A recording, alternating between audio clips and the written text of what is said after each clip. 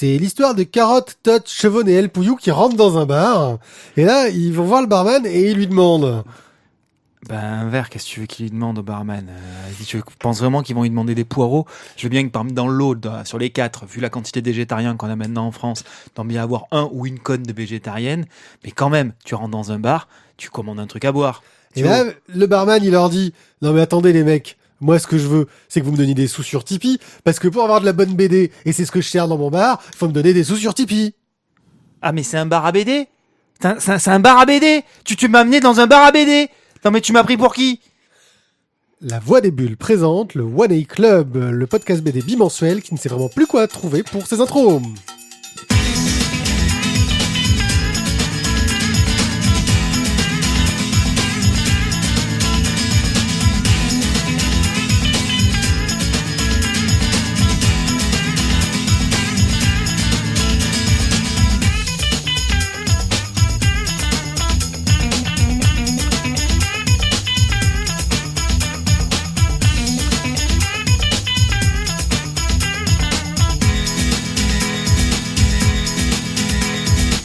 Coucou tout le monde, bienvenue dans cette émission fantastique qu'est le One A Club. Nous avons parlé de bande dessinée, car nous aimons la bande dessinée, nous parlons bien de bande dessinée, nous sommes drôles quand nous parlons de bande dessinée, nous sommes des spécialistes de la bande dessinée, et j'accueille pour ça 2 bandes dessinées que sont Tizak. Coucou Tizak. Bonsoir. Ça va bien Ça va très bien. Très bien. Notre Michel Leb à nous, merci Tizak pour tes blagues de bon goût. Et à côté de lui, Thio. Bonsoir, Buona. Bonsoir Thio. Putain, mais c'est consternant les gars quoi. Notre homme sérieux, consterné. l'intro était pourrie. Ouais. Après l'autre qui me fait des mais ça non en fait on va se faire défoncer quoi. Non. Mais c'est pour ça qu'on va parler de on peut bande pas dire dessinée, comme hein. ça. Je crois que c'est ce qu'on fait Ah le mieux. oui non mais en fait faut faire parler que de L'humour, on ça arrête. quoi. L'humour, Tu on peux arrête. pas dire comme ça. L'humour, on arrête. Tu peux pas prendre des choses comme ça. Bon, je vous fais un petit rubrique online. Je vais vous parler de 3 choses que j'ai vues sur le net que vous pouvez lire gratos, et ça c'est cool. Et que nous avons tous lu. Oui, ça c'est bien. Et puis, nos chroniques vont concerner La Belle Mort, Construire un feu, Les folles aventures de Spirou, Au pied de la falaise, le tome 7 et dernier tome de Détective. Oui, c'est le dernier. Le tome 3, qui est le fin d'un cycle Ouais. pour Harmonie. Et on aura juste un petit express qui nous parlera des tomes 5, 6, 7 et 8 de l'Attaque des Titans, parce que on avait du retard à rattraper. Sur ce, je crois que comme il commence à se faire tard dans cette deuxième session d'enregistrement, on va pouvoir accélérer tout de suite et commencer le online. Merci à toi et donc on passe tout de suite aux rubriques non La cuisine française dans le prisme de la BD étrangère. Cet été, Le Monde a demandé à des auteurs qui ne sont pas français de faire une planche chacun sur leur appréciation de la gastronomie française.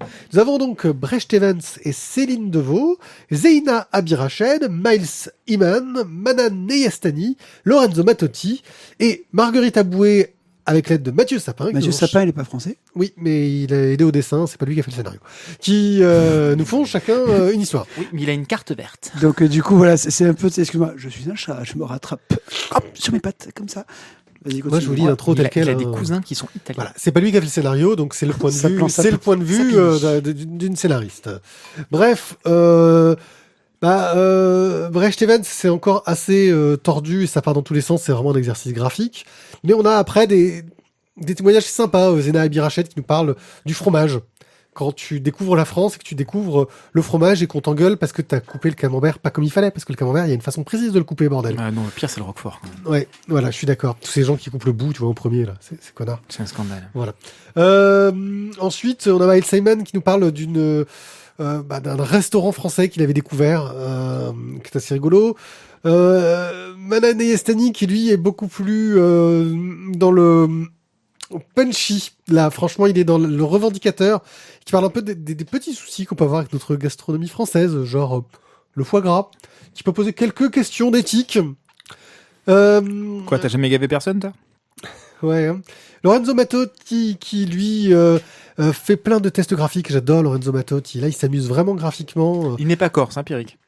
Bah oui, il est italien, mais. Mattotti. Oui, mais je peux rien. Moi, je peux pas. Hein, Oui. Voilà. Lorenzo Mattotti. Voilà. Bref, sur le fait Agnaccio que. Scorti. Voilà, il s'intéresse pas mal à la galette. Ah. La La galette. Et Marguerite Bouette J'aime la galette. nous parle d'un restaurant qui était un super petit restaurant qui marche Et bien j'ai jusqu'à plus la ce qu'il suite. devienne avec du beurre dedans. Avec du beurre dedans. Avec des œufs- avec Non, des du beurres beurre, dedans. du beurre dedans. Mais Le c'est beurre pas et de la d'actualité. sûre. Mais c'est pas d'actualité. On s'en fout. C'est pas d'actualité le beurre. Vas-y, passe-moi le beurre. Bref, voilà. Marguerite Abouette, donc, elle nous parle du petit restaurant sympa, tu sais, que t'aimes bien, où tu découvres plein de choses qui d'un coup devient connu et où, c'est moins cool. Ouais, c'est moins bon et les prix flambent. Voilà, c'est un peu ça.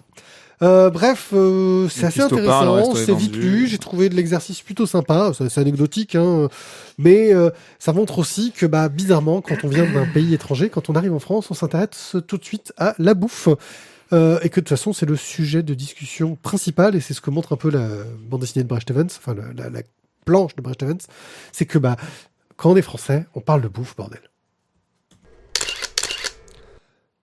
L'histoire suivante s'appelle Back and Forth par Karma Orange, qui est alors voilà, Karma Orange. je pense, The Unborn Chicken Voice. je pense- In your head.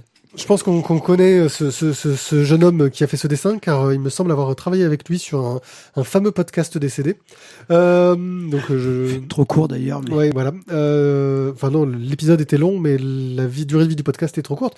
Bref, qui nous raconte une histoire de cataclysme et de personnes qui essayent de trouver comment arrêter ce cataclysme en remontant dans le temps. C'est une histoire entièrement muette. Le seul texte est un tag qui dit The end was yesterday. Et tout, ouais, je me fais pas chier. Et tout marche avec des onomatopées, des pictogrammes dans les bulles. C'est assez efficace dans un style noir et blanc avec un petit peu de couleur de son temps pour remonter un petit peu l'ambiance. Et ça marche plutôt pas mal. C'est une bonne petite histoire de voyage dans le temps comme on les aime, quoi. Assez standard dans sa résolution, mais qui, je trouve, marche bien. Et on finit avec Memxi City. Alors, si vous aviez le moral, je crois qu'il ne faut pas lire ça. Memxi City, j'ai découvert ça grâce... Non, c'est quand même pire si t'avais pas si t'as pas le moral. Oui, avec Marc Dupuisson qui un jour en a parlé en disant « Ah, c'est trop bien, j'ai trouvé ça !» Et l'auteur s'est retrouvé de 20 followers à près d'un millier, comme ça. Ouh, magie. C'est juste des strips qui nous racontent des anecdotes, des relations toxiques entre une mère et sa fille. La mère est plutôt toxique dans le genre. Ah oui, quand même plus que toxique. C'est une grande malade. En C'est- deux phrases, elle est super désobligeante, quoi. Ah oui, elle te démonte... Non, mais ça, Non, c'était le terme de l'épisode l'émission précédent. On n'a pas le précédente. droit. Là, c'est obligé. 161, 162, on peut plus. On peut plus. Non, c'est interdit maintenant. Tu peux dire, non, tu peux trouver cynique. Ah oui. Voilà. Bon, destructrice, là, quand même. Cynique, c'est plus facile à faire. Destructrice, c'est long, sur toute une émission. Ah ouais, mais là, à force elle est destructrice, quand même. Oui, mais il peut être cynique pendant une émission complète. Ah oui, ça, visiteur, ça c'est possible. Bref, une mère horrible qui fait plein de réflexions très difficiles. C'est du strip. En général, le strip c'est pour faire rire. Là, ça a un effet totalement inverse et ça C'est le marche. strip qui fait mal, quoi. Et ça marche super bien. Surtout, c'est qu'en 3 cases, te mettre Ouais. aussi mal à l'aise, c'est quand même super fort. Ah, mais c'est monstrueux. C'est monstrueux. T'as l'impression d'avoir affaire à quelqu'un en face qui est une hyène. Et alors qu'on est censé être dans une relation de confiance, c'est une Tati relation, Daniel, en fait. ouais, c'est ça, une relation maternelle, affective, rassurante. La gamine, elle s'en prend plein la gueule pour pas un rond. Voilà. Gratuitement et de manière la mère doit pas vraiment aller très bien non plus, abominable, quoi. hein, je pense. Oui, non, on a bien compris que la maman, quand même, à un moment donné, elle est pas en bon état. Mais alors, pour le coup, Oui. Pour le coup, on a quand même juste la vision de la gamine, hein, ça se trouve, Voilà. vue par Ah la oui, mère. ouais. Peut-être que la gamine est totalement atroce et qu'elle mérite des claques. Hein. c'est Après, ça. Voilà. Non, mais ça, après, c'est un autre débat, quoi. Faudra attendre le deuxième site. Ouais, enfin, vu les réflexions, je pense qu'il y en a certains, il n'a pas pu les inventer. Hein. Parce que, wow! On attendra le C'est- deuxième site, Dr. X City, et voilà. Voilà. Daughter. Bref, Memxi City, c'est sur Tumblr et franchement, c'est. Wow, ça s'en fout. Ça Plein fait la mal. gueule. On a retrouvé un petit auteur qu'on a découvert il y a peu avec Shangri-La. C'est ça. C'est Mathieu Bablet. Et en fait, du coup, quand je suis passé chez mon BDiste préféré, Attends 2 secondes. Mathieu, tu peux préparer les cymbales, s'il te plaît? J'espère que ce n'est pas la BD ou le Babless. Je t'ai dit les cymbales, s'il te plaît, Mathieu. Merci. Non, mais Mais franchement, en fait, tu- non, le les gars. jeu de mots, Mathieu Non, Bablé, ça, le Bablesse. non, mais sérieux, en fait, là, on est sur plein de moments ultra gênants, quoi. Là, ça devient dérangeant. Hein. Ouais, c'est dérangeant. Voilà, Voilà, ce sera le mot de. Merci. C'était pour vous aider à me trouver un titre pour les épisodes. J'ai Donc, un peu du bref. mal. Donc Mathieu Bablé, c'est sa première bande dessinée, La Belle Mort. Et alors là, quand j'apprends que c'est sa première bande dessinée, qu'elle est en version rééditée augmentée, le monsieur, pour sa première bande dessinée, il a sorti un truc comme ça, et il dessinait comme ça. Ouais, quand même. Ok. Bon, alors du coup, je vais la prendre. Et du coup, j'ai lu. De quoi est-ce que ça nous parle? Alors, on va avoir des insectes géants. On est en espèce de post-apo suite à justement l'invasion de ces insectes géants. D'où est-ce qu'ils viennent, d'où est-ce qu'ils ne viennent pas? Pourquoi? Comment? On ne sait pas. Il y a de très très rares survivants qui se cachent donc dans les décombres. Et on est donc dans un univers assez urbain. Et on va voir donc un petit groupe On commence par suivre une personne. On suit une personne qui... Ah, dommage. On a eu parlé dans la chronique du règne du fait qu'on démarrait sur un groupe de personnages, le prince, le machin, et puis boum, c'était pas les personnages principaux. Là c'est pareil, on démarre sur un personnage, on fait tiens, ça va être lui le personnage principal, et genre 10 planches après, 15 planches après, bye bye. C'est assez énorme. Et pourtant, on y reviendra. Et on y reviendra. Voilà, la scène n'est pas inutile du tout. Ce n'est pas qu'une scène d'introduction. Sinon, Pierrick, t'en as encore un petit peu collé dans l'œil. Vas-y, tiens, vas-y, gratte encore un peu. Voilà, C'est bon, c'est tout sorti. Donc, on va suivre un petit groupe de trois jeunes garçons, de trois jeunes hommes, qui vont ensuite rencontrer une jeune femme et qui vont voir leur destin basculer et essayer de survivre dans cet univers qui est quand même très très très très très hostile. Une magnifique réédition. Réédition. C'est très très beau, c'est très très riche, d'eau toilée. C'est le dos et pas la tranche. Hein. Oui, je sais. Boulet a fait un truc là-dessus. J'ai dit d'eau toilée, tu vois, j'ai bien parlé comme il faut. Donc voilà. Donc car la tranche, c'est là où les pages. C'est tranché, bordel. Okay. Si je vous emmerde, il n'a pas suivi, il faudra lui montrer. Bon. Ça va, et ou en même temps, avec les moments gênants que vous avez fait tout à l'heure, je peux faire un petit peu de C'est un moment culturel, il peut se permettre. D'accord. Donc, pour rentrer un petit peu Boulet. plus dans le détail, nos jeunes personnages se baladent dans cette ville en quête de nourriture, en quête d'objets, en quête d'armes potentiellement, pour pouvoir se défendre contre ces insectes envahisseurs. Il y a quand même très peu de survivants parce que mis à part eux trois, ça fait quand même des mois qu'ils n'ont vu personne, Voire des années. sauf une personne et pas de bol, paf le chien. Ce qui est quand même un petit peu dommage. La rencontre avec cette jeune femme va quand même réveiller des instincts et des situations assez particulières. Il y a des jeux de flashback qui vont se mettre en place et du coup ça donne quand même une profondeur à cette situation qui est quand même assez importante, puisqu'en développant ça développe aussi une temporalité, ça développe un passé pour certains personnages, ça développe un avenir et une potentialité de mission pour certains. Ça peut paraître tout bête dans certaines rencontres ou dans certaines constructions, mais elles ne sont pas faites au hasard et elles ont une incidence gigantesque sur l'ensemble du récit. Voilà. Instant en contradiction. Mathieu, je vois tes yeux s'agrandir tel un manga. C'est comment est-ce qu'on peut dire des choses aussi gênantes, tu vois, et dans les 5 minutes suivantes, dire des trucs aussi intelligents et construits, quoi. Moi, moi, il y a des fois, tu vois, c'est pour ça que t'es un pote, en fait. C'est Parce que des fois, tu me surprends, quoi. L'instant contradiction. T'inquiète pas, tourne-toi, je vais te surprendre. Et là, c'est gênant. C'est très gênant. Oui, graphiquement, tu disais que oui, alors, il y a du potentiel, mais on sent qu'il y a encore un petit côté légèrement hésitant, qu'il est en train de se chercher et de trouver son style. C'est ça. Quand même. Moi, j'aimerais beaucoup hésiter comme ça. Ouais, oui, non, mais je pense qu'il y a beaucoup de personnes qui achèteraient quand même. Le problème, c'est qu'on a eu Shangri-La après, en fait, avant, donc c'est un peu le souci. Scénaristiquement, alors tu dis que c'est bien construit. Moi, j'ai surtout eu l'impression, mais ça c'était juste la dernière planche, les premières planches c'est un peu, on sent qu'il y a une progression au cours d'album. Hein. J'ai surtout eu l'impression que, en fait, il a commencé son truc, il savait pas trop où il allait. Il a fait boum pour passer à d'autres personnages. Il savait toujours pas trop où il allait. Et puis arrivé vers le milieu de son histoire, il s'est dit attends, mais en fait, je vais peut-être pouvoir raconter ça. C'est vraiment l'impression que ça m'a laissé. C'est-à-dire qu'en gros, il est un peu parti en impro et vers le milieu du bouquin, il a raccroché les wagons pour se dire ah mais c'est ça que je vais raconter. Alors je me trompe peut-être, mais c'est l'impression que j'ai eue en lisant. Je dis pas que c'est mauvais, c'est sympa, mais il y a une sorte d'errance et d'hésitation dans le début du scénario. Tu vois, on parle du gars qui se fait exploser au bout de 15 pages. On sent vraiment que le gars, il a commencé à raconter ça et puis il se dit putain mais il est chiant ce personnage. Paf, faisons-le crever. Et puis un peu plus tard, il se dit attends, je commence à tenir un truc. Peut-être que je vais rendre ce personnage utile. J'ai d'autres personnages, je sais pas trop où ils vont. Attends, je vais peut-être trouver la péripétie qui va faire que on va faire avancer l'histoire et la rendre intéressante. C'est paru quand en fait La Belle Mort? Pardon? C'est paru quand La Belle Mort, la première édition? La première édition est de 2011, je crois. Voilà, donc moi j'ai vraiment eu cette impression-là. Mais c'est paru en 2011, ça veut pas dire que... Oui, c'est ça. Et en tant que premier... Walking Dead, c'est quand la première apparition? Oh, c'est bien avant. C'est bien avant. Vraiment, donc, ce que je veux dire, c'est que en termes d'écriture, on sent que c'est une première BD. Tu sais, il y a un côté... c'est peut-être un projet qu'il a mûri, je sais pas, je suis en train d'imaginer.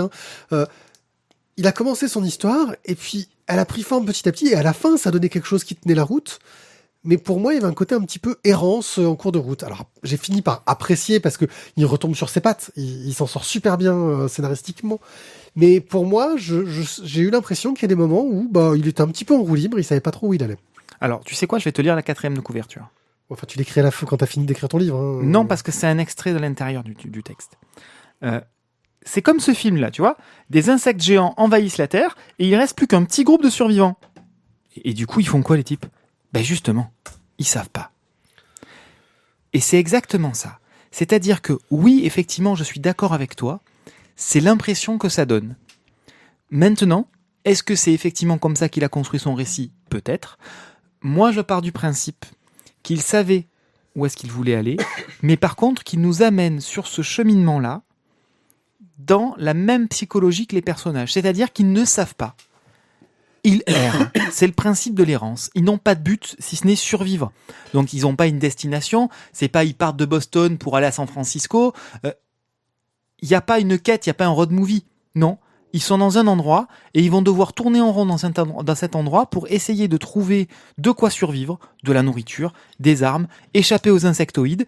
Mais il n'y a pas de but, il n'y a pas de quête. Mais pour moi, ça, c'est arrivé dans un deuxième temps. C'est-à-dire que la première partie, ça me donne vraiment l'idée du gars qui a commencé à écrire son truc et qui, au bout d'un moment, se dit « Oh putain, c'est trop intello, c'est trop chiant. » Parce que tu regardes le début du bouquin, le gars qui fait son introspection, machin chose, c'est un côté très intello, qui est un peu chiant quand même. Non, je sais pas si t'as vu cela. Moi, ça m'a pas... voilà. Chiant. Et paf, je vais partir sur autre chose. Et il y a une sorte de reset de son récit avec la mort de ce personnage. Parce qu'il tient quand même pas mal de pages avec. Oui, bien sûr. Il y a clairement différentes parties. Voilà. Mais il y a un reset de son récit, et c'est pour ça, je pense, qu'après, j'ai eu cette façon de penser la façon dont il a pu le construire. Alors donc, écoute, moi je dirais que non. En fait, je suis vraiment pas d'accord avec toi. Puis là-dessus, c'est pour moi en fait la Belle Mort, elle se construit un petit peu comme ce qu'on a pu voir en fait dans pour notre récit post-apo justement survivaliste quoi. Les Walking Dead quoi. C'est tu te retrouves dans un monde qui a été complètement détruit. Tu vas avoir des moments où tu vas rencontrer des gens et tu vas faire des conneries. Tu vas avoir des moments où tu vas zoner et réfléchir sur le sens secret de la vie et sur le chiffre 42. Et cela pendant plusieurs pages. Et du coup, c'est vrai que c'est long, les moments où ils sont chacun dans leur appart à se refaire le monde à leur sauce. Mais en fait, je pense que c'est justement, comme tu disais, Tizak, c'est vraiment l'errance, quoi. C'est ce moment où t'as rien à faire. T'as rien à faire, donc du coup, tu vis. Tu sais, c'est les moments chiants, en fait, en jeu de rôle, quand ton MJ te dit allez, vis. Et là, tu fais mais putain, j'ai pas de quête, je fais quoi? Et là, tu zones. MJ te dit ton personnage, tu t'as écrit un personnage de merde. Non, mais il te dit tu zones. Tu crois vraiment qu'avec ton personnage, tu vas pouvoir aller combattre le démon machin? Tu zones. Ton personnage n'a rien à faire. Tu as écrit un personnage qui n'a pas d'histoire, en fait. T'es une merde. Et c'est exactement ça, je pense, qu'il fait, en fait, dans La Belle Mort, quoi. Tu as vraiment, on n'a pas de quête, on sait pas juste on essaie de survivre. Et puis il y a des moments où on a le moral qui est un peu plus haut, des fois où il est un peu plus bas. Du coup, il y a des moments où on bouge, des moments où on bouge pas, des moments où on devient empathique. C'est ça. Et ce questionnement, des moments ça tape sur le système et on pète un peu un boulon. Voilà. Après, par contre, c'est vrai que je trouve qu'il n'y a pas beaucoup de choses qui amènent, on va dire, le dénouement final. Et ce dénouement peut-être pourrait arriver un petit peu comme un cheveu sur la soupe. Ouais. parce que il y a rien du tout, on va dire, qui nous fait rentrer dans cette dimension-là dans le début du récit. Ça, c'est le seul souci que je trouve, c'est que voilà, on n'a pas eu, il n'y a pas d'indice, on va dire, sur le début qui peut amener cette possible fin. Ah, je sais pas, là, pour le coup, pour moi, l'impression qu'il a construit sa fin en se disant, tiens, j'ai mis ça au début, qu'est-ce que je vais pouvoir en faire? Et je trouve qu'il retombe, justement, au contraire de toi, je trouve qu'il retombe sur ses pattes très très bien. Tu vois, on n'est vraiment pas d'accord sur ce bouquin. On n'est vraiment pas d'accord sur ce bouquin. Mais on l'a bien aimé tous. Pour des raisons différentes. Pour des raisons différentes, j'aime beaucoup cette exactement. histoire-là. C'est là que je trouve que Bablé est fort. Cette version-là, quand même, en grand format, puisqu'on est sur le même format que Shangri-La, clairement, c'est ce qu'il lui faut à Bablé. Quand on voit la qualité qu'il a dans les dessins. Il y a un niveau de détail dans ses dessins. Un niveau Pareil, de détail dans on voit ses une dessins. évolution. Je sais pas sur combien de temps il a fait, parce que c'est le problème des premiers albums. Tu sais, c'est comme les premiers albums de musique. Tu dis, oh là là, c'est une richesse ce qu'il a fait. Alors, en même temps, comme c'était un premier album, ça a été créé sur 10 ans, ça fait 10 ans qu'il écrit et qu'il y a des titres. C'est mon exemple. Raphaël, son premier album. Ah, c'est une richesse son premier album. Et puis t'écoutes son deuxième. Ah, c'est son tube qu'il a refait 40 fois. Voilà, c'est un peu l'idée. Mais là, tu sens que, au début, graphiquement, c'est sympa. On sent qu'il y a une recherche. Par contre, sur la dernière planche, il y a des trucs de malade. Quoi, mais non, puis il a toujours un cadrage particulier. Il y a un détail dans l'architecture. C'est fouillé au niveau de tous ses décors. C'est au niveau du décor, on peut dire qu'il a mis du détail. Waouh, c'est un truc exceptionnel. Ouais. Moi, j'aime beaucoup son dessin et j'aime beaucoup la tonalité qu'il donne aux personnages. Il arrive à faire avec des personnages qui sont quand même très en 2D, qui sont à plat, qui pourraient être des personnages de papier pliés, quoi. Il arrive à leur donner des expressions qui sont vraiment très parlantes. Les sentiments sont assez transparaissent très facilement sur ces personnages-là, qui pourraient être un peu plats, un peu froids. Et au contraire, c'est des personnages qui sont très très expressifs. Ça marche vraiment bien. Donc voilà, label mort, Mathieu Bablé. On est dans le label 619, qui encore une fois fait des bonnes choses, parce qu'on avait eu droit du Freak Squill notamment. On vous parlera de Motafukaz. Je vous invite à aller jeter un œil au Twitter de Mathieu Bablé, où là, récemment, il a publié un truc qu'il avait prévu pour Batman. C'est un print qui devait être imprimé, qui n'a jamais été imprimé. Ça déchire un peu sa maman. Voilà, il y a un niveau de détail architectural à la Otomo. Là, je crois qu'on peut le dire. C'est-à-dire, bonjour, je vais dessiner toutes les fenêtres d'un building parce que je suis un malade et que j'ai un côté autiste. C'est son kiff, les fenêtres, j'ai l'impression. Ouais. Il est fan de Windows. Ah ouais, là, c'est... Ah ouais, gênant, quoi. Ouais, non, mais... Ah, c'est gênant, t'as vu? Ah ouais. Je trouve que celle-là était quand même bien meilleure que les tiennes, quoi. Ah ouais. Imagine ce que ça peut donner. Ah ouais, donc c'est dramatique, alors. Non, mais on est mauvais. Je veux dire, faut qu'on assume un moment. Heureusement, quand même, j'ai relevé le niveau, donc avec... Une littérature de vieux auteurs chiants, quoi. Bon, alors là, je t'explique, il va te crever les pneus, quoi. Il va te crever les pneus, il va te crever ta vie. Jacques London, quoi. Je veux dire, tout de suite. Okay. Ouais, puis alors, quand tu vois le dessinateur qui a refait ça. Ok, bon, bah écoute. C'est dommage. Hein, c'est là que la collaboration s'arrête. C'est ça, j'étais le parrain de ta fille. Bah écoute, dommage pour elle, quoi. Toi, tu vas te bouffer des cadeaux pourris tous les ans. Et tu sais, les cadeaux bien chiants qu'on peut offrir à sa fille. Une batterie. Qui font du bruit, voilà. Un slipper. Ah, toi, tu vas manger sévère. Alors, donc, Chabouté, donc, qui reprend que tu vas prendre une nouvelle de Jack London qui s'appelle Construire un feu, où on va suivre bien le trajet d'un mineur qui est en train de rejoindre son campement, mais il est seul, on va dire, au milieu de la forêt, avec son chien. Et il essaye de rallier cet endroit-là dans un désert de glace, de sapins et de froid intense. Sachant qu'on lui a dit qu'il fallait pas le faire. Sachant qu'il n'aurait peut-être pas dû le faire et qu'il se dit que c'est une mauvaise idée, mais il était persuadé de retrouver la piste et que ce serait pas si long que ça. C'est une autobiographie c'est une biographie de Tizak. Hein? En jeu de rôle. En jeu de rôle, c'est ça. Et bon. Tu devrais pas y aller. Ils sont 424. Tu es tout nu. J'y vais quand même. Bon, bah, vas-y. T'as vu ma bite? Donc, du coup, Chabouté, d'une part, Chabouté, voilà. Moi, je ne peux aucunement critiquer tout ce qu'il fait. J'adore tout. Graphiquement, c'est, je trouve, génial. On est vraiment dans l'ambiance du gars qui est en pleine survie.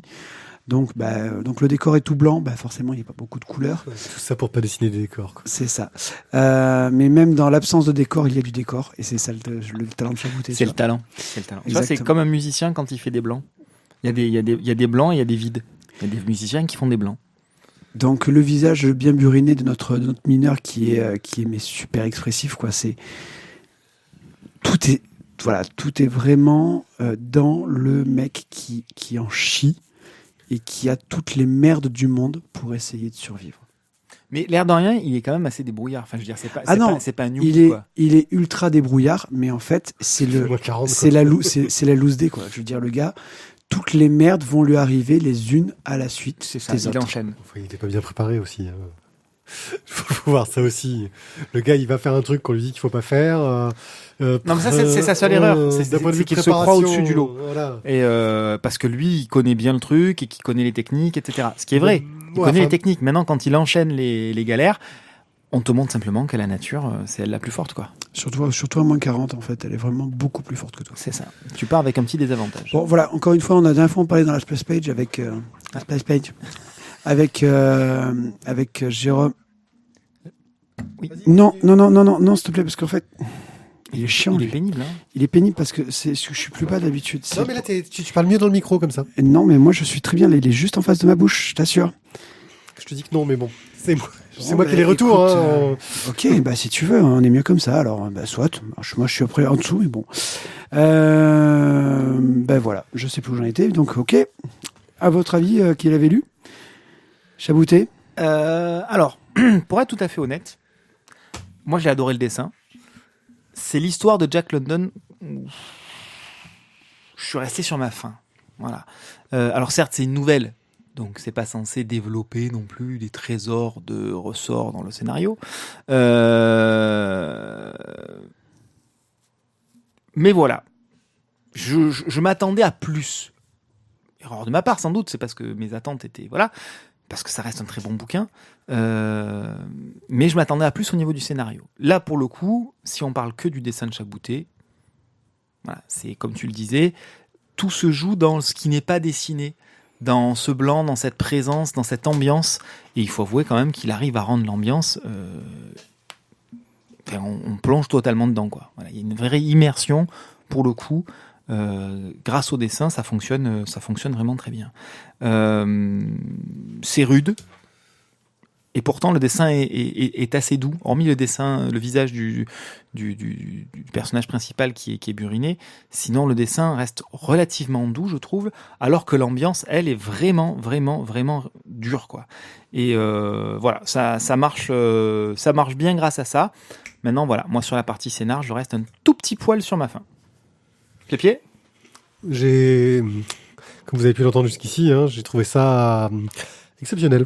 J'ai vraiment adoré. En gros, on part sur une adaptation d'une nouvelle, donc quelque chose d'écrit, de très textuel, forcément.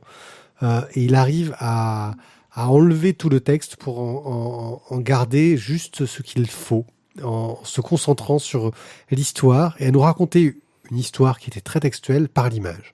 Déjà, en soi, je trouve qu'en travail d'adaptation, alors j'ai pas lu l'histoire, la nouvelle originale, mais tu le devines, c'est un travail d'adaptation fantastique. Graphiquement, il y a un travail sur l'amoncellement de neige qui se cale petit à petit dans la barbe du héros, ce blanc qui commence à envahir de plus en plus le paysage, ces réflexions sur non mais je pense que je vais m'en sortir, non mais c'est comme ça qu'il faut faire, ah merde il y a ça qui arrive, non mais c'est bon je vais pouvoir faire ça, et c'est d'une efficacité je trouve fantastique. Alors on est dans de la nouvelle aussi en BD, c'est-à-dire que c'est une BD qui se lit vite mais qui prend son temps en termes de pagination entre guillemets, c'est-à-dire qu'en gros il joue tellement sur la force de l'image que tu la lis assez vite, même s'il y a beaucoup de pages, parce qu'il n'en a pas fait une bande dessinée bavarde, ce qui est souvent l'écueil des adaptations, qui vont rajouter trop de narratifs, trop de monologues, de dialogues internes. Voilà. Moi, j'ai trouvé vraiment que c'était très réussi, très prenant et une excellente bande dessinée. Voilà. Je valide. Voilà. T'as vu, je peux tracher, dire des conneries et adorer. Je t'ai rien dit. Je suis pas dans la critique. Moi, je mettrais même un coup de cœur, tu vois, pour vous dire. Maintenant, faut que vous suiviez, quoi. Moi, j'aurais suivi. De toute façon, c'est Chaboutet. Après, je suis pas sûr que Tizak nous suive. Il avait l'air moins partant. Donc, Moi, je suis moins partant. ça suffit. Hein. C'est bon, mais encore une fois, voilà, moi, je reste un peu sur ma faim sur la partie scénar. Et c'est un petit peu ce qui m'embête. Voilà. Mais après, c'est le format nouvelle. Hein. Il n'y a rien ni contre London, ni contre Chaboutet. Hein. C'est juste que le format n'a pas fait vibrer plus que ça. Après, c'est exactement ce qu'on retrouvait dans Moby Dick, en fait. C'est l'adaptation c'est le texte du roman. Donc, Oui, voilà. Après, Moby Dick, c'est beaucoup plus dense. Donc forcément, au niveau du scénario, derrière, tu as plus de matière. Là, ça reste une petite nouvelle. Même si c'est réadapté, le fond reste assez... voilà, il n'y a pas de 50 éléments surprenants ou rebondissements. Voilà, même s'il y en a un tout petit peu, c'est dans une forme de continuité malgré tout, quoi. Puis ça colle très bien au style graphique aussi, hein, ce côté neige, noir, blanc, très marqué. Le contraste est très bien donné, bien sûr. Donc voilà, moi je ne mettrai pas de coup de cœur, mais effectivement c'est du très bon. Ok, on te tabassera à la sortie. Les folles aventures de Spirou. Johan et Velman ont repris le personnage de Spirou il y a quelques années, hein, avec Alerte aux Orcons, je crois que c'était le premier qu'ils ont fait. Et le problème, c'est que quand tu reprends le personnage de Spirou, t'es obligé de te taper un peu les animations dans le magazine. C'est-à-dire, quand il se passe des trucs dans le magazine, des numéros spéciaux, quoi que ce soit, tu vas faire des petits dessins sur la couverture. Et oui, travailler sur Spirou, c'est pas que sortir un album par an, parce que c'est ce qu'un peu veut le patron, quoi, l'éditeur. Et il faut sortir un peu les doigts. Johan et Velman ont réussi à faire quelque chose que peu d'auteurs ont réussi à faire jusqu'ici. C'est qu'ils ont fait plein de mini-récits dans le magazine Spirou.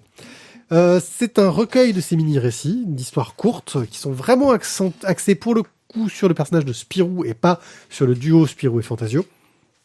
Où Fantasio est vraiment présenté comme un des rédacteurs de Spirou Magazine. C'est un des gars qui bosse dans l'équipe, mais ça on le savait depuis Gaston Lagaffe. Et Spirou, c'est un peu le mec freelance qui est là de temps en temps pour donner un coup de main, faire la mascotte. Voilà. Tu sais pas trop à quoi il sert en fait. C'est le héros, quoi. Et donc on se retrouve avec des tonnes... C'est celui qui fait vendre. Donc Johan s'amuse encore dans chacune de ses mini-histoires à trouver quasiment à chaque fois une raison pour laquelle Spirou va pouvoir porter son costume de groom. Et donc va s'amuser dans des thématiques autour des archives de Spirou, d'histoires de voyage dans le temps, de Spirou du futur qui débarque, d'imposteurs, d'Américains qui au milieu, et aussi de mondes parallèles. Et puis aussi d'histoires un peu plus courtes, un peu plus narratives, donc des textes illustrés qui nous racontent des mésaventures qui sont arrivées dans le journal. J'ai trouvé ça bien cool parce que c'est plein de bonnes idées scénaristiques. C'est de l'exercice de nouvelles en bande dessinée. C'est un exercice qui, comme toujours, hein, quand tu dois faire de l'histoire courte, est pas facile. Ils ont réussi ils les ont mis un peu dans le désordre par rapport à l'ordre de publication dans le magazine, mais ils ont comme ça réussi à faire une sorte de fil narratif, thématique en tout cas, plus que narratif. Ce qui fait que ça marche bien. Le dessin donc on a parlé du scénario, hein, que moi je trouve bien fun. Le dessin de Johan est très très très cool. Il a un dynamisme, une patate, une pêche que j'aime beaucoup. Et c'est bourré d'humour et ça colle très bien au personnage. Voilà. Pour info, il y a un petit cadeau dans la première édition. C'est un Spip Magazine. C'est un magazine autour des écureuils, quoi. Avec Spip et le héros. Ouais, Spip et le héros. Et c'est le magazine dont Spip est le héros. Donc, ce Spirou est considéré comme un hors-série, parce que c'est que des histoires courtes, on n'est pas vraiment dans la série standard. C'est pas les aventures de Spirou et Fantasio. Et j'ai vraiment pris un grand plaisir à le lire. C'est bourré de clins d'œil, de petites blagues sympas. Voilà, un tome efficace. Thio. Alors, graphiquement, on est sur toujours le très bon, on va dire, je trouve, du Spirou. Après, quand ce sont des petites histoires, elles sont toutes... certaines sont plus sympas que d'autres, clairement. C'est toujours le principe. Hein, mais voilà, on va dire que j'ai trouvé qu'au niveau du scénario, il y avait quand même à chaque fois des rebondissements qui sont quand même bien amenés. La chute dans les archives, il y avait des bonnes idées. La chute dans les archives, ouais, surtout celle-là, elle est pas mal. T'as aussi celle du voyage dans le temps, avec la boucle temporelle qui est pas mal. Histoire de boucle temporelle, c'est toujours pareil. Après, voilà. Une bonne, on va dire, aventure de Spirou et Fantasio. Maintenant, après, voilà. Heureusement que tu l'achètes, je l'aurais jamais acheté moi, clairement. Ouais, moi, je suis fan, donc, voilà. Mais tu passes un bon moment, c'est cool. Si t'aimes Spirou, je pense que tu peux aller dessus sans hésiter, surtout si tu n'es pas abonné à Spirou Magazine comme moi. Après, le magazine de Spip, et toujours c'était drôle, ça, par contre. Oui, c'est plein de conneries. Puis ils font appel à plein d'auteurs qui sont là pour dire des conneries et qui sont assez forts là-dedans.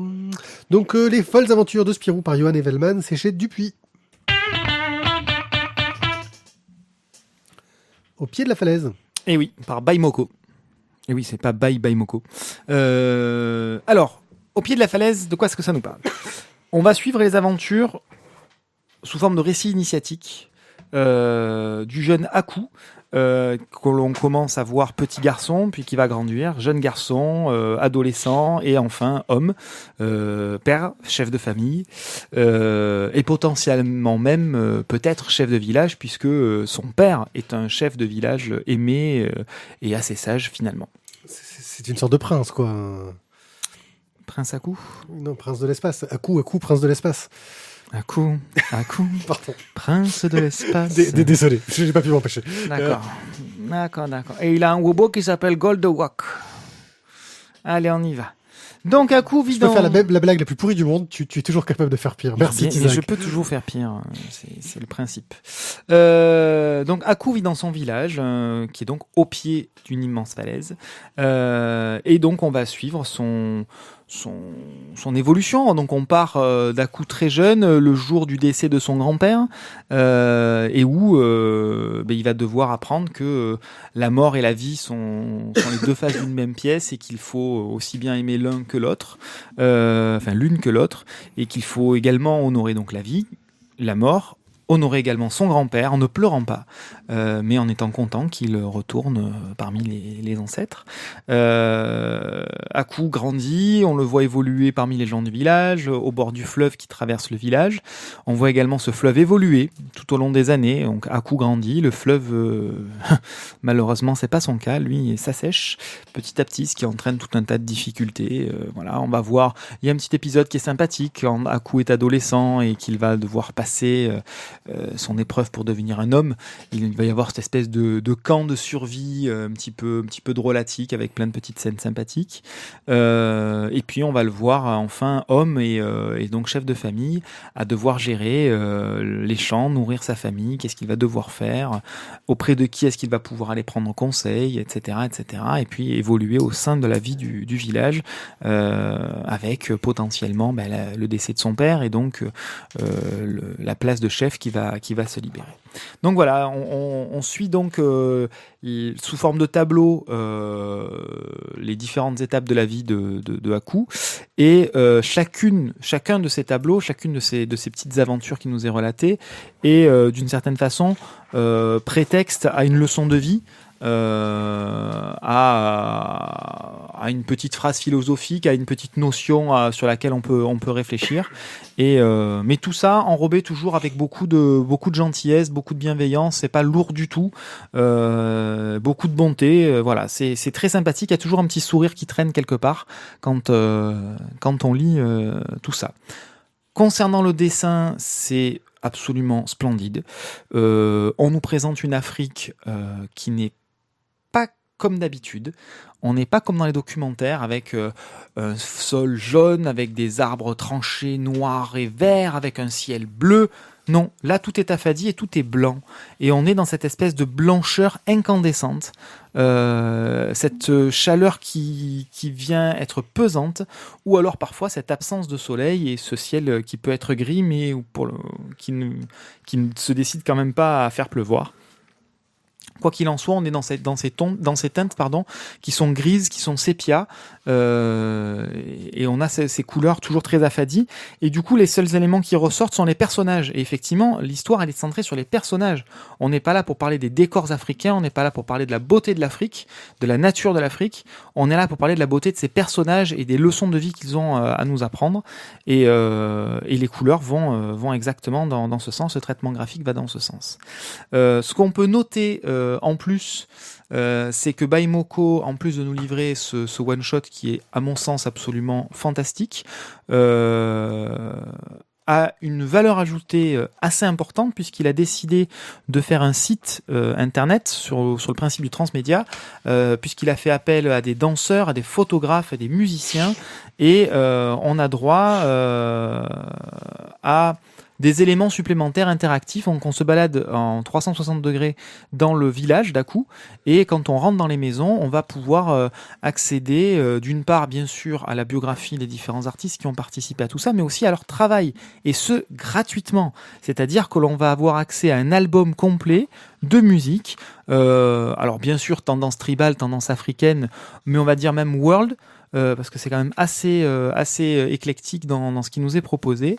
Des vidéos assez longues de danse, une espèce d'expo photo.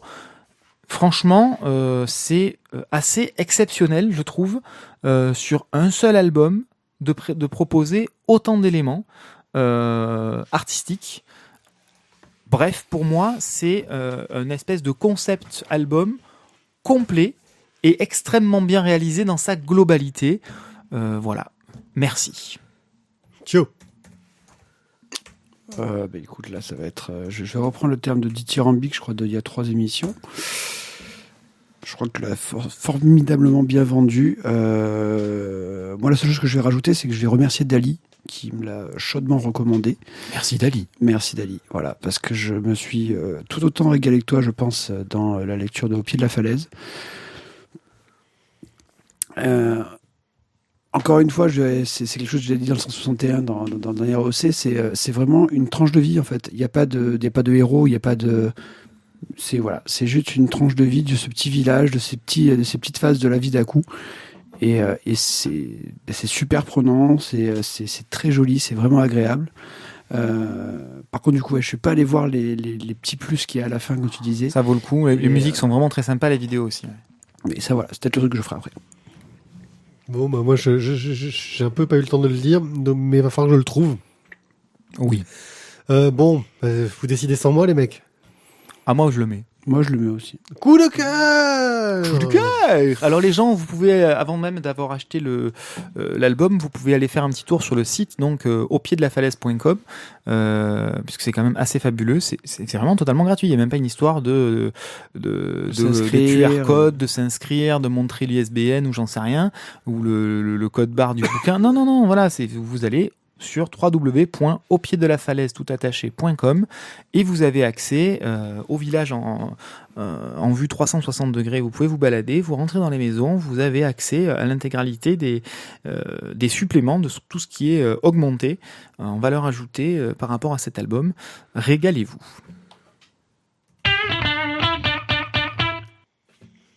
Détective tome 7, Nathan Else. Forcément, donc là, c'est le dernier tome de l'édition, donc 7 détectives. Donc là, ce sera le.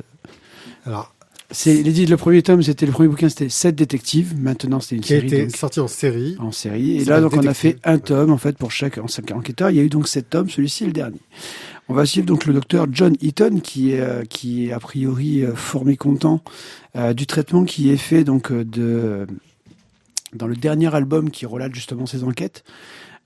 Car les enquêtes de Nathan Else son mentor en fait. Oui. Là on est sur le cas de Sherlock Holmes et du Dr Watson, mais en fait John Eaton y est décrit comme un personnage maladroit, inintéressant. Bon, ça du coup entre guillemets ça il a déjà passé dessus depuis de nombreuses années parce que les albums sont déjà parus depuis fort longtemps, mais surtout c'est que dans celui-ci on est d'arriver avec le truc, c'est que pour rajouter un petit peu de suspense, l'auteur a mis Dracula, Frankenstein et l'homme invisible dans leurs enquêtes, justement pour rajouter un petit peu de piment et que ce soit du grotesque surtout. Donc ça, John Eaton, ça le rend à peu près fou. Nathan Else, lui, ça le fait beaucoup rire au contraire et il trouve ça très très fun. Et c'est tellement fun en fait que c'est pour ce dernier album des aventures de Nathan Hales, on va dire la foule est toujours devant la maison de Nathan Hales, toujours à demander des autographes, toujours à le voir, toujours à ceci, toujours à cela. Et le drame se produit, un forcené, quand Nathan Hales sort, poignarde Nathan Hales. Oh my God! Il le poignarde jusqu'à la mort. They kill Ce Kenny! n'est pas les chutes de Reichenbach, mais c'est la mort de Nathan Hales. Et là, John Heaton, forcément, va être fou de douleur. Je veux dire, c'est son meilleur ami, son frère, son jumeau, maléfique ou pas, qui est décédé. Et les autres enquêteurs, les 6 autres enquêteurs donc des tomes précédents, vont tous venir soutenir John Heaton face à la mort d'un des meilleurs d'entre eux. Et le commissaire vient les voir en disant que le meurtrier veut faire la confession de son crime, mais seulement à John Heaton. Je ne vais pas vous raconter plus dans l'histoire, donc pour pas aller plus loin, parce que là, on va commencer à révéler des choses qui sont... C'est compliqué de ne pas spoiler. Voilà. Ce que je dirais juste, c'est que vraiment, on est dans le dernier tome de la série des détectives. Un dernier tome qui fait revenir tous les personnages précédents, avec quand même beaucoup de succès, je trouve. Surtout le personnage de Monroe, le détective californien qui arrive toujours comme un cheveu sur la soupe, mais c'est excellent, je trouve. Voilà, c'est plein d'humour, c'est vraiment super bien mené.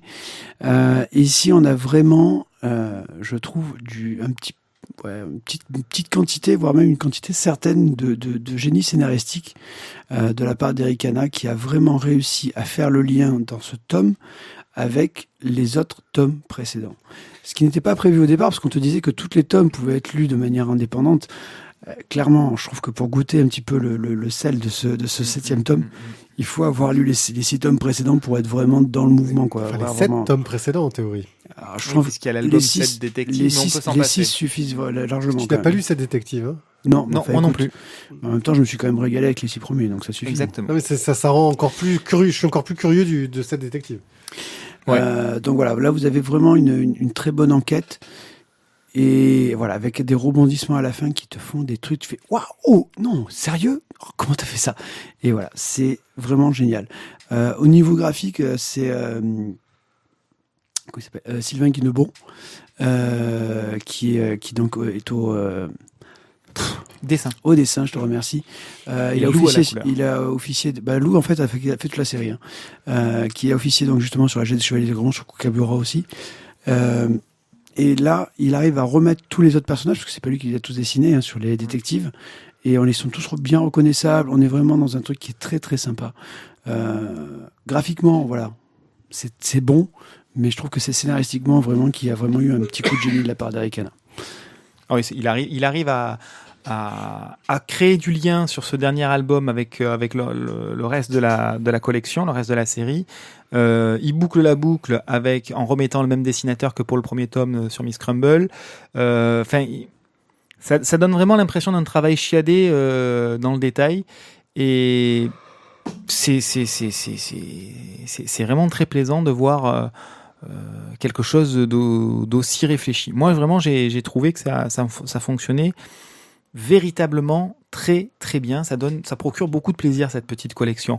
Je ne dis pas qu'elle est exempte de petits défauts, de ci, de là. On pourra toujours un esprit chagrin trouver, un défaut par-ci, un défaut par-là. Mais honnêtement, moi je trouve que c'est du plaisir en barre.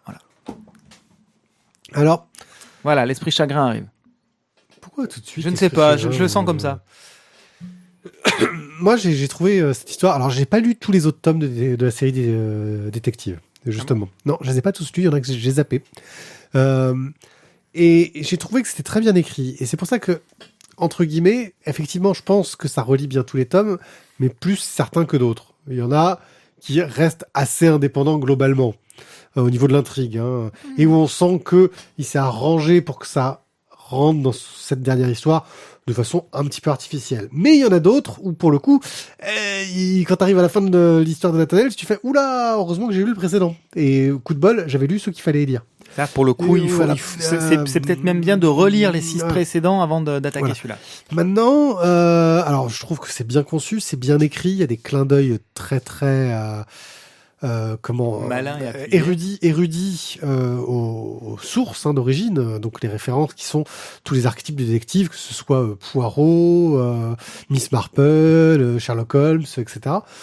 Donc c'est vraiment très bien construit, ça marche très bien. Et puis ce thème de la mort du personnage central qui est au cœur de Sherlock Holmes, qui on le rappelle est mort parce que Conan Doyle en avait marre et qui est revenu parce que les fans en demandaient plus. Et que donc je pense que le porte-monnaie, retour de Sherlock Holmes. je pense que le porte-monnaie de l'éditeur a été très important. Mis à contribution. Voilà, pour faire revenir Sherlock Holmes. Bref, j'ai trouvé ça très bien foutu, mais je reste très curieux du tome qu'on n'a pas lu, que rien d'entre nous n'a lu. C'est cette détective. Ouais. Pourquoi ? Parce que dans cette série, qui est la série des 7, où tu as 7 assassins, 7 tout ce que tu veux, et cette détective, les histoires sont censées être indépendantes. La question que je me pose, c'est est-ce que, et je pense pas pour le coup, Eric Hanna savait qu'il allait avoir une série 7 détectives derrière. Je ne le pense pas.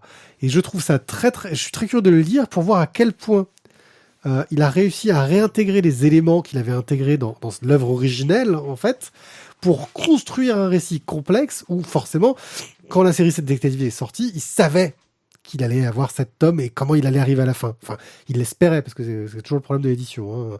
Tu te dis, j'espère que ça va assez marcher pour que j'aille au bout de mon projet. Donc, je suis vraiment curieux, mais c'est question de construction scénaristique. Comment ça a été construit, comment ça a été fait. Va falloir que je trouve quelqu'un qui connaît Eric Hanna pour l'interroger un jour. Bruno Bessadi.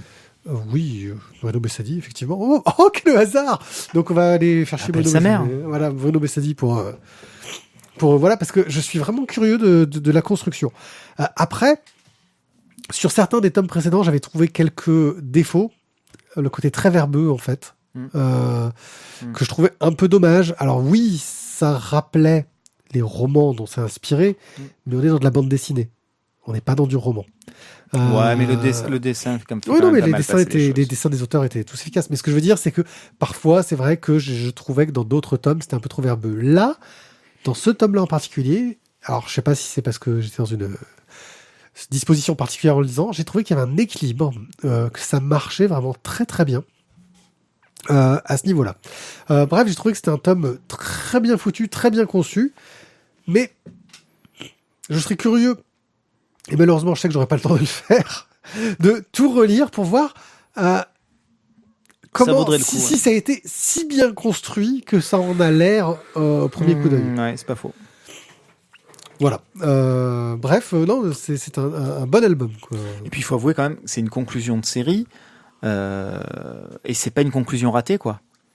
C'est pas toujours évident d'arriver à se sortir de ce genre de truc. Et pour le coup, c'est je trouve assez bien réussi. Voilà. Alors après, encore une fois, une conclusion assez étonnante. Oui, voilà. Par exemple, est-ce que, si c'est le cas, la série est exceptionnelle, mais je suis pas sûr. Faudrait que je vérifie. Faudrait qu'on vérifie avec la série. Est-ce qu'on avait tous les indices qui nous auraient permis d'arriver tout seul à la conclusion? Et pour moi, vu la thématique de cette série, ça aurait été le petit coup de génie entre guillemets. C'est-à-dire que en théorie, Colombo, en théorie, part à l'enquête. un bon polar, le lecteur doit avoir tous les indices qui lui permettent d'arriver à la conclusion. Est-ce qu'on les avait tous? Je sais pas. Et ça mériterait, je pense, une relecture pour ça, quoi. Ouais, bah, tu vois, si déjà, je trouve, si tu es un auteur de bande dessinée, d'accord, un scénariste de bande dessinée, si tu arrives à susciter suffisamment d'envie auprès du lecteur pour qu'il se retape 7 plus 1, finalement, 8 tomes de bande dessinée pour de la simple curiosité, c'est clair de rien, bah, t'as plutôt bien réussi ton pari, quoi. Hein? Voilà, il me semble. Ah ouais, non, je pense que c'est très réussi dans le genre polar. Mais j'irai pas jusqu'à y mettre un coup de cœur. Non, sans doute pas moi non plus. Mais c'est quand même très plaisant. Parce qu'il y a toujours ce doute sur le fait qu'il aurait fallu que je relise tout pour être sûr que ce soit génial à ce point-là, que je sais que je le referai pas. J'ai trop de choses à lire. Mais voilà, si vous aimez le polar, si vous vous intéressez, et puis qu'il y a le côté verbeux, qui sur la série de façon globale, quand tu arrives à un dernier tome, c'est obligé de noter, de penser un peu à la série de façon globale. Il y a des choses un peu plus faibles, il y a des personnages qui sont sympas, mais on sent que il les a utilisés parce qu'il en avait besoin dans son set détective. Donc voilà. Moi, franchement, j'ai bien aimé. C'est une série à conseiller quand même. Oui. Thio, oui. Moi, c'est une série que j'ai appréciée, hein, clairement. Bon, après, oui. Comme disait Tizak, je pense que la réussite, c'est de dire si tu as envie de te poser la question, si ça a été réussi, justement en se disant, tiens, est-ce que je vais tout relire pour être sûr que le mec, il nous a pas fraudé ou floué sur la marchandise. C'est qu'à mon avis, il a déjà réussi son taf, clairement. Donc, série 7 détectives, dernier tome, Nathan Hales, c'est chez Delcourt, hein, il me semble bien. Voilà. Harmonie. Tome 3 sur 3. Fin du premier cycle. Au cas où on l'aurait raté, c'est écrit en gros sur la couverture. C'est un sticker. C'est un gros sticker sur la couve. Donc ce troisième tome s'intitule AGO. Ago, quoi. Ago. Je ne sais pas ce que ça peut bien vouloir dire. ODIL. Lido. Peut-être un danseur. Do, nous la voilà. musique. C'est ça, la musique, do, le musicien. Nous voilà donc de retour à Sigma Corp. Notre chère Harmonie avait décidé de se laisser capturer dans l'épisode. Rappelle-nous peut-être vite fait le pitch départ. Je vais avoir du mal. Bon, en gros, je le fais alors si tu veux pour ça. C'est une jeune fille qui se réveille sans trop savoir ce qu'elle fait, enfermée par un gars, qui se rend compte qu'elle a des visions, qu'elle a un peu des pouvoirs de télékinésie principalement. Et petit à petit, donc au fil des 2 premiers tomes, se rend compte qu'en fait, elle était sujette d'expérience donc à Sigma Corp. C'est ça. Dont elle s'est échappée avec l'aide du gars. Elle pensait que le gars, elle pensait que le gars, non pas le vieux costaud, pas vieux mais un gars, voilà. Enfin, elle pensait que le gars plus au look hipster, hein. Pensait que le gars la maintenait prisonnière, mais en fait non, c'est un gars qui l'avait aidé à se sortir et qui voulait l'aider à utiliser ses pouvoirs pour s'en sortir. Et donc premier tome, on a tout ce côté mystère qui est résolu, on comprend l'origine. Deuxième tome, on a tout un flashback sur leur début à Sigma Corp et comment ils sont arrivés là. Et les liens qu'elle avait noués à Sigma Corp avec 2 autres enfants, qui étaient un peu les mêmes capacités. Et troisième tome, là, et bien voilà, on est donc de retour à Sigma Corp puisque Harmonie a décidé de se laisser capturer dans le tome précédent pour y revenir, pour justement libérer les 2 enfants avec qui elle s'était liée d'amitié. Et donc on arrive sur cette fin de cycle. Donc Harmonie a retrouvé sa mémoire, elle sait le pourquoi du comment. Elle fait le point avec son ami donc William Torres, qui se fait appeler Nita. Malheureusement, leur cavale est de courte durée. Ils sont rattrapés par le grand méchant directeur de Sigma Corp, Daniel Steinman, et l'ensemble des hommes de main qu'il a avec lui et qui sont financés par une grosse entité encore à l'extérieur de tout ça. Donc c'est quand même des gros méchants à tiroir. Pour protéger donc son ami William Torres, Harmonie se laisse capturer. Elle retourne au centre. À condition toutefois qu'ils ne s'en prennent pas à William Torres, elle lui laisse la vie sauve, en tout cas elle espère qu'ils vont lui laisser la vie sauve. Le chef des hommes de main refuse ce marché-là, mais en même temps, vu les pouvoirs d'Harmonie, il se rend bien compte qu'il ne va pas vraiment avoir le choix.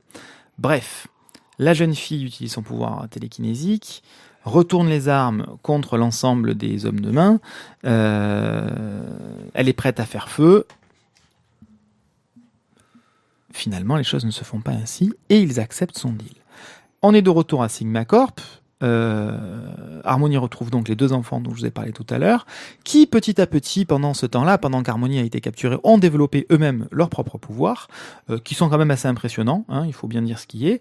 La petite Eden et le petit Payne deviennent quand même assez costauds dans leur pouvoir maintenant. Ils commencent un petit peu mieux à les maîtriser. Et donc, elle leur explique qu'elle est revenue pour les sauver, pour les libérer. Et elle leur explique leur plan. Ils vont saisir la première opportunité qu'il leur est proposée avec une petite complicité interne pour s'échapper. Et donc là, on a l'identité des financeurs. Donc l'investisseur Richards. Vivendi. Non, c'est pas Vivendi. C'est pas Vivendi. C'est pas Veolia non plus. qui montre son désaccord avec la politique qui est menée par Sigma Corp. Donc c'est un petit peu, il y a des luttes de pouvoir en interne, des luttes de pouvoir avec les financeurs et des luttes de pouvoir bien évidemment, pas que de pouvoir avec Harmony et les deux petits enfants.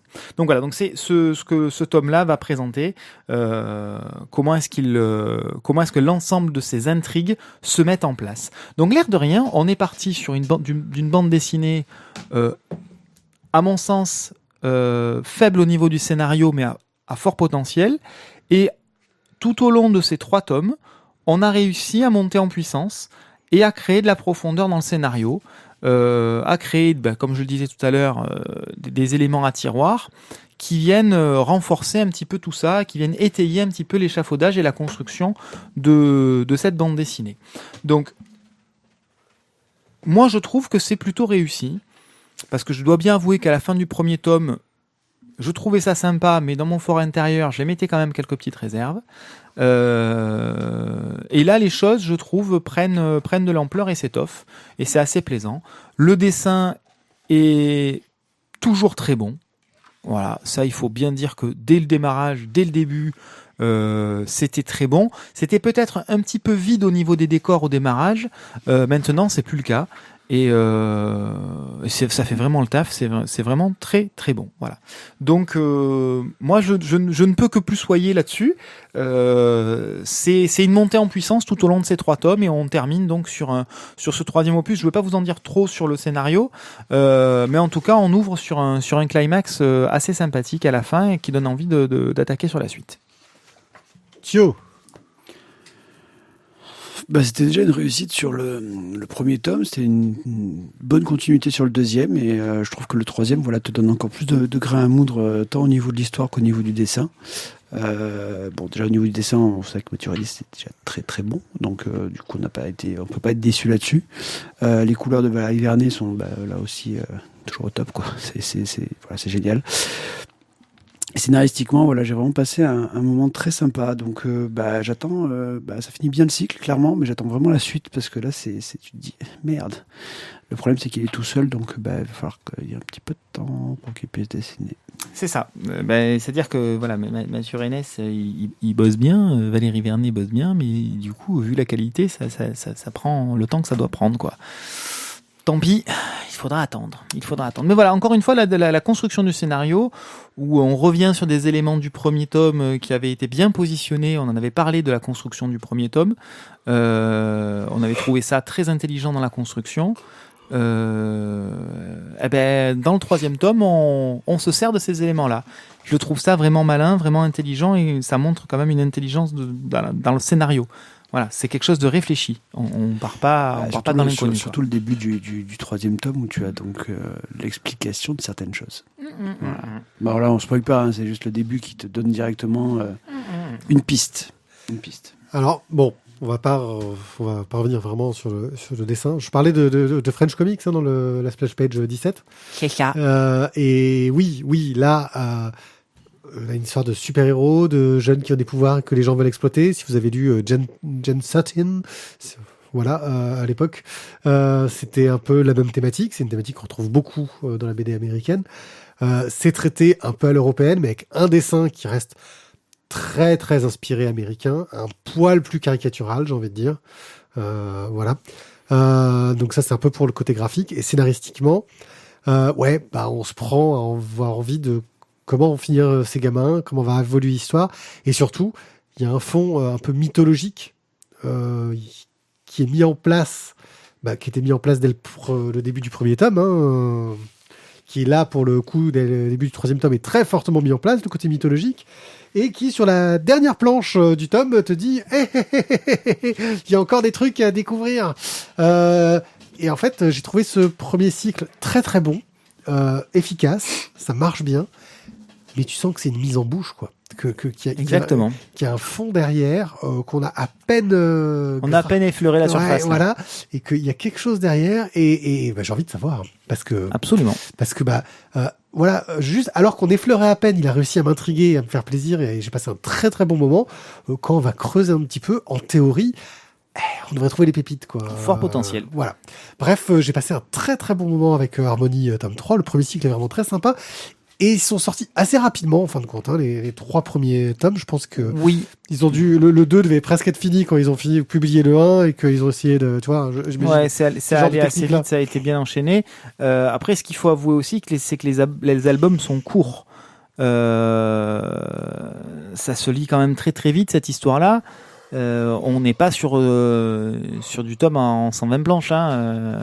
Donc, c'est du 48, un truc comme ça. Oui, on est sur le format standard On est sur un européen. format standard. Mais le format standard européen, c'est un album de 48 planches par an. Et là, vu Ça que allait un peu plus vite. Ouais. vu que le gars il fait le dessin, l'ancrage, que c'est un niveau de détail quand même qui est assez poussé. Tu parlais du manque de décor, mais pas tant que ça en fin de compte si tu regardes bien et que tu compares Juste dans le premier. à certaines BD. Et je me dis que oui non, voilà. En gros, avant d'avoir le début du prochain cycle, on va avoir un peu de temps parce que je pense qu'il va, même s'il le prévoit en 3 tomes comme le premier, il va prendre un peu d'avance sur le tome 2 avant de publier le tome 1. C'est pas faux. Histoire qu'on n'attende pas trop parce que c'est un peu le problème. Exactement. Non, mais franchement, très très bonne série. Et en plus, les musiques. Alors, pour le tome 3, on a le même coup. C'est Thomas Kubler qui a fait des musiques pour le tome, qui collent à chaque scène. Alors, bon, c'est totalement pas possible de lire le tome avec la musique qui colle parce que tu divises jamais à la même vitesse que la musique. C'est un peu chiant pour ça. Par contre, les musiques sont très bonnes. Quoi qu'il arrive, je vous invite à aller les écouter. C'est sur dupuis.com/harmonie avec un Y. Voilà, une très très bonne série. Pas de coup de cœur. Non plus. Non. Voilà, on va dire qu'on va attendre qu'ils creusent et qu'ils trouvent les pépites. Et le coup de cœur arrivera sans doute. Peut-être avoir pour l'ensemble de son œuvre un petit truc. César d'honneur, alors, à la fin. C'est ça. Mathieu, si tu nous écoutes, t'as la pression, là. T'as la pression. Hein. Oh, oui, t'as raison, là. Le One Night Club, ça met la pression à Mathieu Rennes. C'est ultra tendu, quoi. Ouais. Quand il entend ça, si toutefois il l'entend, ça doit lui foutre un peu. Non, je sais. Petit frisson dans le dos, quoi. C'est Max ça. Chocotte, quoi. Là, C'est ça d'être influent. On fait peur aux auteurs, maintenant. On est influenceur de web BD. Ouais. Express. Allez, un seul express aujourd'hui, mais un peu gros, parce qu'on vous sort les tomes 5, 6, 7 et 8 de l'Attaque des Titans. 9, 10, 11, 12, 13, 14, 24, 32, 48. On a du le retard. compte est bon. On a du retard sur cette série, mais on va pas aller trop vite non plus. De Hajime Isayama. L'Attaque des Titans nous explique que, en gros, on est dans un monde post-apocalyptique, mais tellement post-apocalyptique que il reste en gros, à ce qu'on en sait, en tout cas, une ville qui est construite en différentes strates, avec au milieu des gens qui vivent pas mal, et plus on s'écarte des gens qui sont là pour essayer de faire survivre la civilisation, et qui doivent résister à des attaques de créatures géantes, une sorte d'humanoïdes, qui s'appellent les Titans, et qui n'ont qu'une envie, c'est de bouffer les humains. Voilà. Et donc pour ça, il y a des bataillons qui ont été mis en place. Il y en a qui protègent en interne, et il y en a d'autres qui, c'est la brigade d'exploration, qui vont en externe. Le truc, c'est que dans les tomes précédents, on a découvert que notre jeune héros, dont j'ai oublié le nom parce que je suis nul en nom de personnage, lui avait un pouvoir bizarre, c'est qu'il pouvait se transformer en titan. Et que, en se transformant en titan, il allait éclater la tête des ennemis, etc., mais que des fois, il se contrôlait pas totalement. Donc forcément, au début du tome 5, ils récupèrent le jeune et ils vont faire un petit peu un procès parce qu'ils savent pas trop quoi en foutre de ce gamin qui, pour certains, est une menace et qu'il faut l'éliminer parce que il peut se transformer en titan et qu'il se contrôle pas. Et pour d'autres, c'est quand même un atout de taille parce que on sait pas grand-chose sur les titans, mais peut-être qu'il pourrait nous aider à en apprendre plus. Il se retrouve donc enrôlé dans le bataillon d'exploration et il va partir avec eux, découvrir comment ils vivent et voir des gens qui sont pas à l'abri derrière les barrières, ils sont toujours au milieu de la société et ils vont faire une sortie qui, malgré toutes les techniques, les tactiques et tout ce que tu veux, va pas très très bien se passer à cause d'un titan féminin qui semble être Une titane. Ouais, une titane qui semble être comme l'autre, avoir une intelligence particulière et qui donc, il suppose très très vite que c'est un humain qui se transforme en titan comme notre héros. Et qui est cette personne-là, sachant que apparemment elle connaît assez bien le fonctionnement du bataillon d'exploration pour connaître ses tactiques de combat et se protéger au bon moment. Voilà. Bref, entre les manipulations du bataillon d'exploration, c'est une femme, quoi, une vraie, une fouine. qui se doutant qu'ils ont peut-être un traître dans le truc, ne disent pas tout à tout le monde. Ce personnage au milieu, c'est un peu waouh, et tu en découvres régulièrement. Ça, c'est tome 5, 6. Tome 7, 8, on apprend enfin qui est ce personnage, et là, je vais rien révéler. Qui est cette personne-là C'est une femme. Et nos héros qui ont pris très très cher sur leur première sortie se retrouvent du côté des gens qui voulaient plutôt le tuer, hein, le héros, parce que quand même, à devoir essayer d'arrêter ce traître qu'ils ont identifié. Et on va en voir les conséquences et surtout, pourquoi mais pourquoi, alors que l'humanité est en train de complètement disparaître, il y a des gens qui sont du côté des méchants, entre guillemets. Et le mystère reste complet. La série vraiment prend beaucoup d'intérêt, je trouve, avec ces 4 tomes. Et c'est très prenant. Surtout et bien foutu. Avec les multiples révélations qu'on va avoir sur les tomes, sur la fin du tome 8, il me semble. Sur le tome 7, donc là, on a le titan féminin, et le tome 8, on a d'autres révélations encore sur ce qui a amené la construction des villes. Et là, il se passe des choses qui sont... Tu fais, quoi? Mais what the fuck, quoi? C'est ça, et là tu te dis, mais... Bon, je veux le tome suivant pour comprendre. Le tome suivant, exactement. Voilà. Alors je crois qu'au niveau de l'animé, la 2e saison, c'est à peu près jusqu'au tome 8, un truc comme ça. C'est disponible sur Netflix, c'est ça? Sur Netflix. Il me semblait l'avoir vu. Et visiblement, me disait une personne qui a lu et vu, c'est assez fidèle. Oui, en général, les animes japonais sont assez fidèles aux bandes dessinées. Bref, du coup, je pourrais regarder simplement le Netflix en... Exactement. C'est ça, parce que comme je rattrape mon retard. Voilà, tu es une feignasse, vas-y. Ça vaut le coup d'être lu, c'est une très bonne série, et ça mérite un peu tout le buzz qu'il y a eu autour. Et on a fini. C'était bien, hein, les gars. On a déjà fini? On a fini l'émission. Au bout de 1h10, ça va, hein? On a eu du débat dans cette émission. Au bout d'1h10 d'avis consternants et de moments un petit peu gênants, on a réussi à faire quelque chose quand même qui n'est pas trop mal. Et oui. Voilà. Bon, merci à vous. Sans être tombé dans la mélasse, bien évidemment. Non, oui, pas cette fois-ci. C'était l'épisode précédent. Merci à vous de nous avoir écoutés. N'hésitez pas à nous soutenir sur Tipeee, ça nous aide. En fait, on se débrouille un peu pour faire ces émissions avec nos sous. Vraiment, n'hésitez pas à y aller parce que moi-même, je me soutiens sur Tipeee. Alors, voilà, on fait ça un peu avec nos moyens du bord. Faire un podcast, ça demande de pouvoir avoir du matériel, un matériel qui va finir par nous lâcher parce qu'il nous fait plein de surprises ces derniers temps, même si... Bon là, écoute, on a peut-être trouvé un truc là qui peut peut-être marcher. Voilà, mais bon, on reste un peu dans la surprise. C'est vrai que moi je trouve que le coup du trombone dans le condensateur, c'était bon quand même. Ouais, moi je me demande si c'est pas la bouteille de bière dans le fondement qui marche mieux. Mais ça c'était, tu sais, le chewing-gum, le papier de chewing-gum que t'as mis pour faire fusible. Ouais, c'est ça. Entre les deux prises du chouco là. C'était dans l'épisode 43 bis de MacGyver. MacGyver, exactement. Bref, contre les Babybel. Voilà, si vous voulez nous offrir un petit kawa ou une petite bière pour chaque émission qu'on fait, s'il n'y a aucun engagement, faites ça comme vous voulez, c'est sur Tipeee. Arrête de pleurnicher, toi. Ouais, c'est bon. Ouais, non, mais attends, on en a besoin pour faire des podcasts de qualité. Sinon, des étoiles sur tous les réseaux qui parlent de nous, des pouces bleus, des étoiles. Vous savez quoi, moi, je vais vous dire un truc. Là, on se rapproche de Noël, il y a le Black Friday, etc. Allez faire un tour sur notre site, cliquez sur Amazon, vous allez faire vos petits achats là-bas, et puis nous, on va récupérer. Oui, chaque image vous mène sur un lien Amazon qui nous permet de gagner des sous. Donc, si vous voulez acheter une voiture, une PlayStation, une Switch ou quoi que ce soit, allez-y. Vous l'offrez, nous, on a pour ça. Voilà, n'hésitez pas.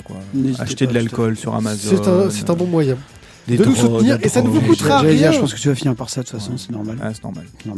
Bon, sur ce, après cet instant propagande et racolage, nous vous remercions de nous avoir écoutés. Moi, je l'ai pas racolé. Non, il y a que Tizak et Dictateur qui l'ont fait. De bonnes lectures BD, et je vous dis donc à très très bientôt. Ciao, ciao. À bientôt. Au revoir.